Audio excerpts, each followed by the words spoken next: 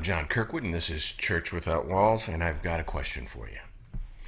Do we really want our children to be like Jesus? Now, there's an easy Sunday school answer to this, and a knee-jerk kind of reaction that we all want to jump to the yes on that. Followers of Jesus do. And then there's a contemplative answer that if we actually give it more thought and we actually examine the life and the death of Christ and how he was treated and so forth, do we really want that experience to be our children's experience?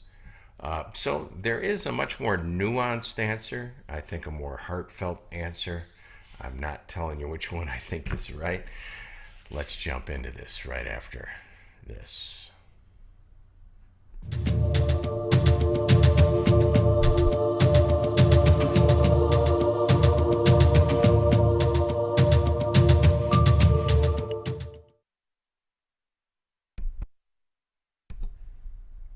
Okay. I've got to be honest with you. You're seeing it function through here. Let's go to the start. All right. I have to be honest with you. This talk changed over the last week. I was supposed to deliver this talk last week.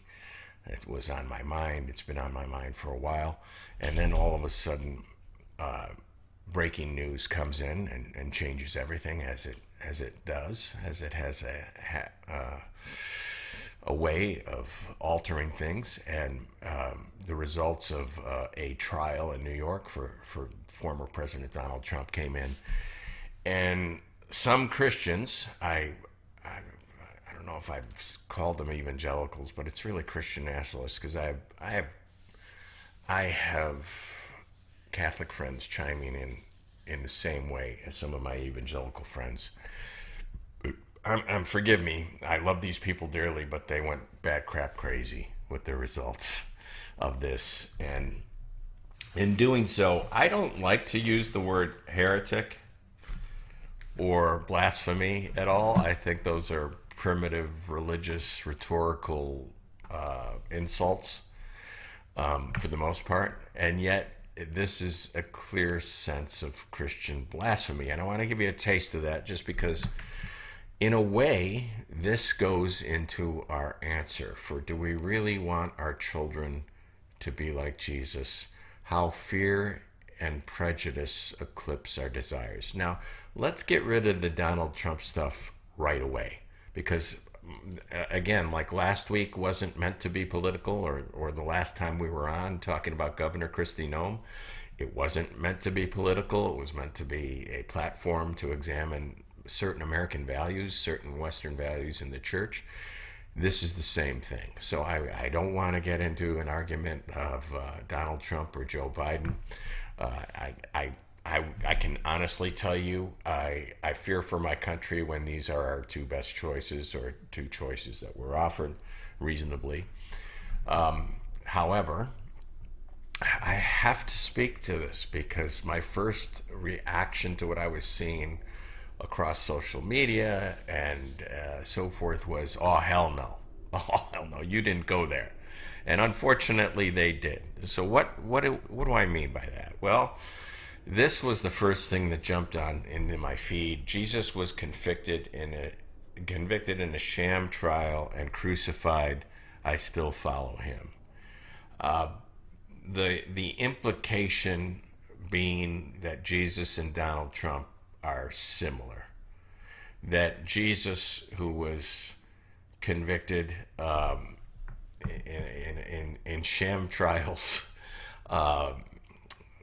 in a number of different sham trials, and then crucified on order of Pontius Pilate as an innocent man, is the same kind of as Donald Trump. And then they add, I still follow him. And this is where Christian nationalism really, I find, to be disgraceful. The idea, the Messiah making of political figures. This isn't, by the way, solely the possession of the American political right, because we saw a kind of messiah worship of Barack Obama from some elements of the left. So I'm not making a political argument here, because we could point to arguments made about Barack Obama, similar, that go too far, that go to the level of worship, of a religious kind of worship. And there are plenty of people these days who can't really see a difference between the political world and their faith world. They're one and the same, and it's become so blurred that we're at a place where people are elevating a very flawed politician to the level of someone they believe is the Son of God. So it's hard. I hope that my fellow Christians don't follow any man and put that on the same kind of shelf as you would put following Jesus Christ, if you are a Christ follower. That's disturbing in a number of ways, and yet this was the knee-jerk reaction from a lot of my friends, was this kind of thing, that let's point to Jesus.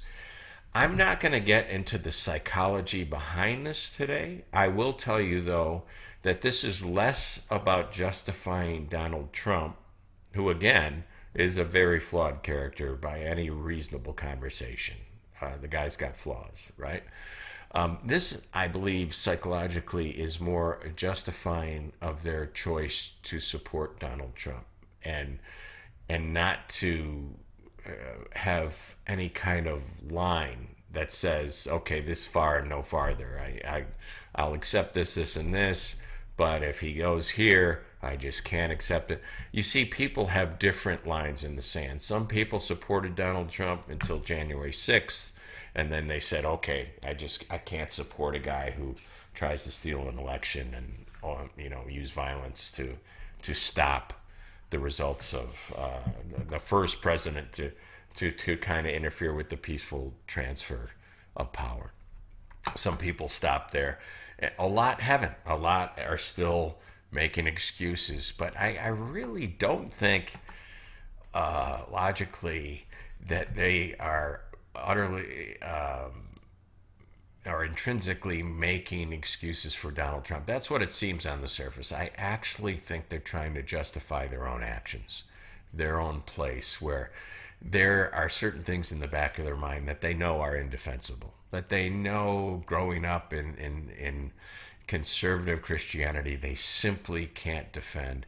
And so this tying their political hero to Jesus is necessary as kind of a salve or a balm for their own soul, their own cognitive dissonance that must be going on in this relationship. So here we have Jesus was convicted in a sham trial. You're comparing the crucifixion, the passion of Jesus Christ, to a politician who has been found guilty for not for any of the things Jesus did or said, but for paying off not a prostitute, a sex worker, a sex entertainer, vernacularly a porn star, to keep her mouth shut at a very tenuous time in the first campaign, where a video of Donald Trump presenting locker room talk had just hit the airwaves and people were walking away, and it was a very tenuous time. And then if this story would have hit, it would have been a follow-up that probably would have doomed his campaign. Who knows? He's gaining strength from it now, but maybe then he wouldn't have.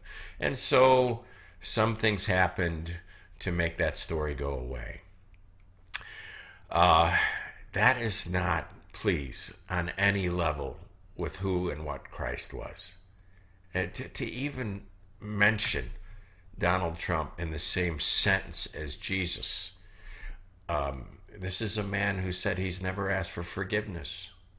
This is the furthest thing from anything Christian you can imagine, right? And yet we're seeing this, and it gets worse from there. So the next thing I saw was they hated me for telling the truth too. And here, of course, Jesus is holding Trump as, and I don't mind this as much. I think Jesus might hug Trump. I think Jesus would hug Biden. I don't think that is something that is, like Jesus selling Pepsi. That Jesus's preferred cola is Pepsi to Coke. But this kind of puts them on an equal level too. This is kind of like Jesus saying, "Me too, bro." And you have them standing in what appears to be the empty tomb, with Golgotha in the back. This is the kind of nonsense that you'd see from Leni Riefenstahl in the 30s in Germany. This is the kind of nonsense but it's being peddled out there by actually real people. Some of them, here is Eric McTaxis, a well-known conservative spokesperson, but also a professing Christian. And he says, if you're not sure you can vote for a convicted criminal, remember you worship one. And again, putting the crucifixion on the same level as this photo from this mugshot. So here apparently is the Jesus mugshot and the Trump mugshot. And look, we could vote for Donald Trump because, of course, we'd vote for Jesus, and they're equal, at least in this. Now, some of you are saying, okay, this is ridiculous. You might even support Donald Trump, and with all his flaws, you might be planning on voting for him. But even this, as a Christian, bothers you. As a Christian, this maybe goes too far, and yet there are not enough Christians talking out about this. I don't want to talk about this, but I feel I have to talk about it, just because it's just so absolutely ridiculous to make this statement. This was shared by a Catholic friend of mine. Strengthen him, Lord. Send legions of angels to protect him, Father. So those legions of angels that were held back from protecting Jesus, we want to protect Donald Trump. And of course, the American flag is over Jesus's shoulder, because for God so loved the United States of America that he gave his only son, Donald Trump. This is so bothersome because, the idea that Jesus is an American, ultimately that Jesus only likes Israel and the USA. And Jesus didn't die for the world, didn't love the world, that his message isn't transcendent of country borders, that the overview effect isn't present in the gospel of Jesus Christ. And again, the tying together of Jesus with the political movement, with a very flawed political movement, in some ways with a circus or a clown car or a very embarrassing thing. But we got to throw Jesus in there because, all propaganda movements trying to curry favor with certain groups are going to do this. Recently, I heard Donald Trump's speech in Brooklyn, where he read a poem about a woman who picks up a half-frozen snake, and the snake begs for help, and she takes the snake in and she warms it by the fire, and then the snake, she comes home from work and the snake bites her, and she says, "Why did you bite me, snake?" And the snake said, "Because that's who I am. You knew who I was. It's your own fault." And Donald Trump made this connection between the undocumented workers or the illegal immigrants, whatever you call them, coming over the Mexican border. And he grouped them all as murderers, as convicts, as escapees from insane asylums. In other words, if you come over that border, you're a snake. You're not the maid that is cleaning your house in your casita. You're not the landscapers who've just cleared your lawn even though you're flying a Trump flag. Those those people, the majority of people who come over that border are looking for a better life for themselves and their family. We could understand that on some level, being a nation of immigrants whose forefathers all came here looking for a better life for themselves and their families. And we can argue over, the right process to come here. We can argue over whether welfare dollars should be spent on non-citizens. We can argue over all these things.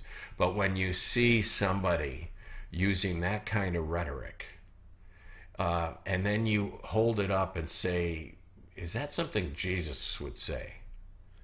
Build the wall. And then you actually look at the words of Jesus. Actually, if you look at the words of the Bible in both Testaments, the Jew was told over and over again to protect the foreigner, to protect the stranger, to welcome him into their home, to leave the corners of their field ungleaned so that that stranger would have something to eat, to take them food, to take them water, to give them shelter, to treat them as they would have liked to have been treated when they left Egypt. That over and over in the Old Testament, you have the proper treatment of strangers and foreigners in your land. And you have Jesus talking in a number of places in the Gospels, but especially when he's telling an audience of people who he really accepts as brethren. And there's a group of people in that conversation that says, wait a minute, Lord, we've spoken in your name, we've done all this in your name, we've known you all this time, and you're not recognizing us. And Jesus says, depart from me, you never knew me.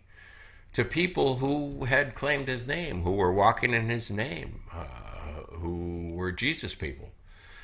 And then there's another group of people who are surprised they're accepted by Jesus, because maybe they weren't as vocal as this other group. Maybe they weren't Bible thumpers. Maybe they weren't, broadening their phylacteries and coughing before they pray and drop their money in the offering basket so they get everyone's attention. Maybe they were just the widow with the mite who went unseen and unheard but were noticed by Jesus.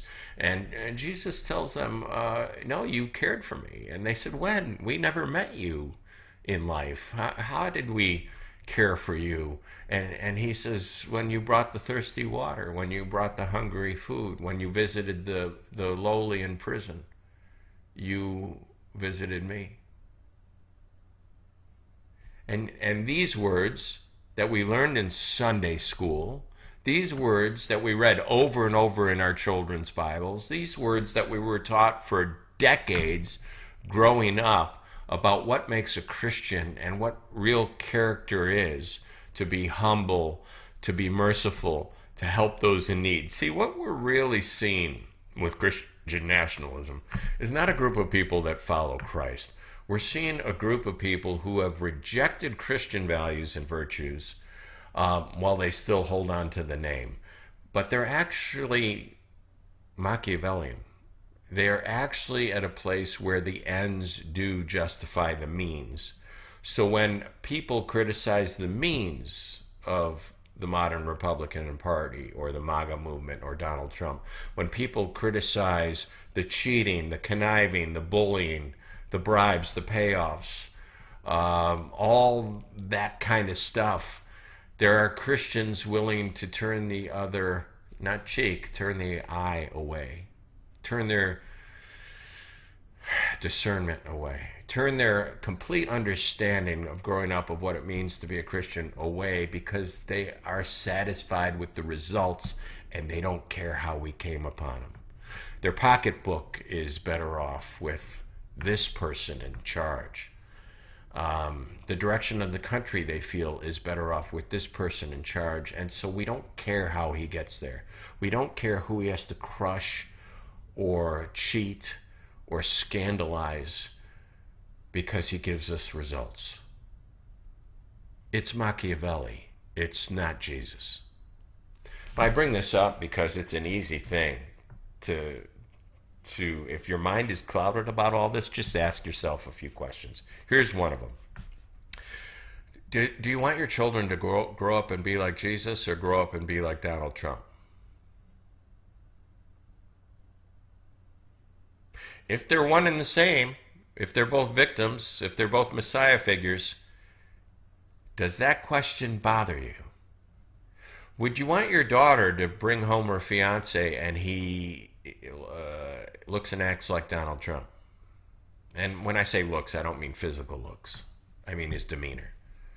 Would you want your son to be best friends with somebody like Donald Trump, who everyone around him is getting convicted and he's ruining lives all around? Yeah, seriously. Would you want your daughter's elementary teacher to be Donald Trump, or the mentor to be Donald Trump?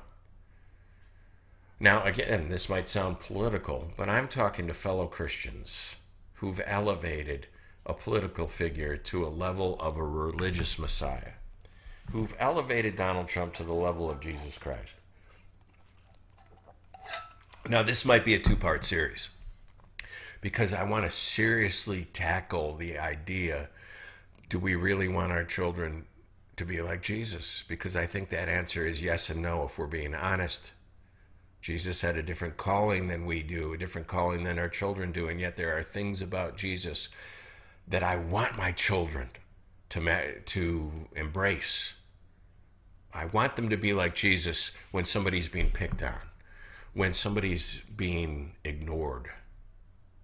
I want them to notice the leper in the school lunchroom and to take up for that leper. I want them to notice the adulterous woman in whatever situation they're in and to take up for them. I want them in many ways to exemplify the person of Jesus Christ.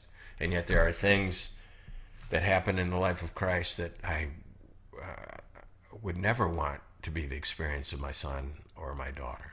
But let's get into this a little bit more. Here, somebody painted on a fence, I was a stranger and you welcomed me, Jesus. Have we forgotten the words of Jesus?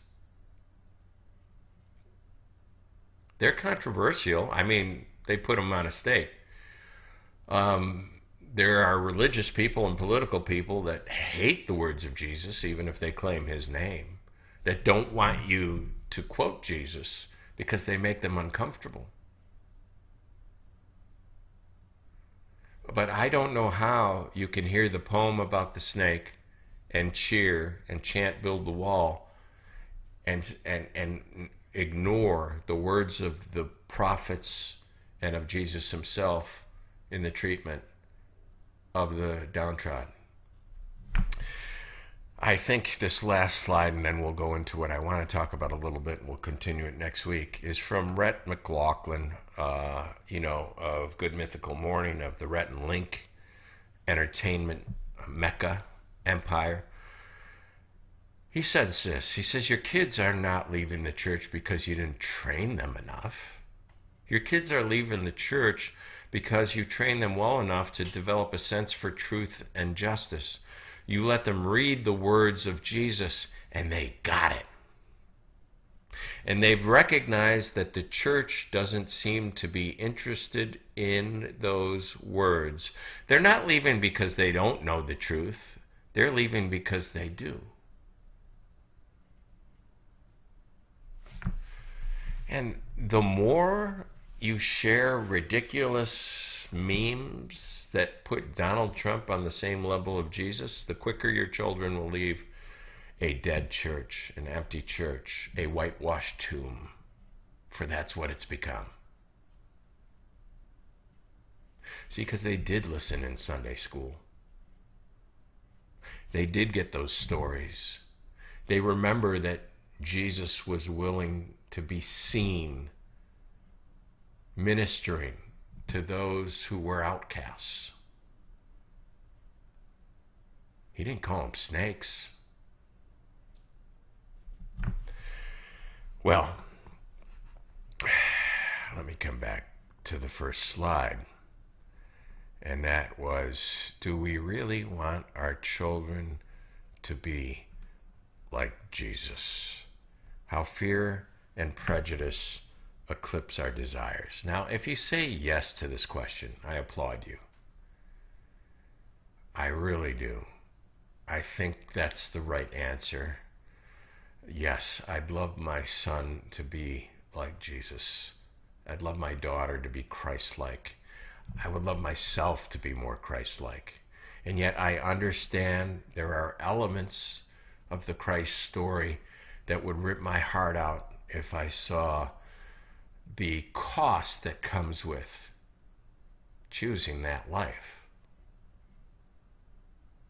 We're seeing it now in the divides that happen over silly things like an election, fleeting things, things that are going to rust and be dust in just a few years. We're seeing the cost of actually standing up for the words of Christ against the Pharisees in polling booths, against the people who are telling us, no, if you carry his name, you have to act in the exact way we're acting, even though it's contrary to much you've learned in your spiritual background, in your faith background. How fear and prejudice eclipse our desires. You see, there are arguments that are completely built upon fear and loathing. And whenever I hear a friend defend certain actions of their certain political messiahs, they usually don't defend that person. They usually attack that person's opponent. See, here's the thing. If you can't have a conversation about Donald Trump as a president without mentioning Hillary Clinton or Joe Biden, you might be biased. If you can't have a conversation based purely on the merits of Joe Biden's time as a vice president and as a president without bringing up Donald Trump, you might have a bias.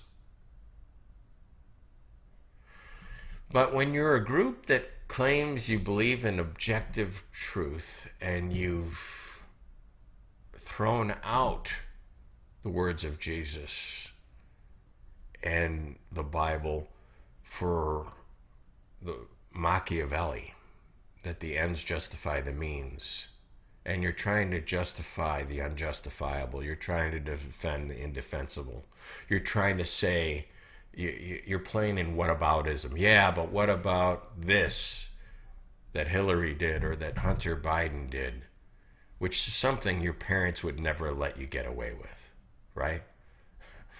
Everyone else is doing it and doing it worse to justify poor behavior. I think we're doing such a disservice to our children when we carry the Lord's name in vain, when we paint Jesus with holding up an American flag and a Republican ballot, as if he wasn't infinitely more than a temporal election in one country on the planet Earth at one time, at one period of time. I do want my children to be like Jesus. I've probably been on long enough to part with you here and say part 2 will be apolitical. Part 2 next week will be solely focused on what it means to be Christ-like, what it means to be like Jesus, and what are the consequences of that. Thanks for joining me. We'll see you next week.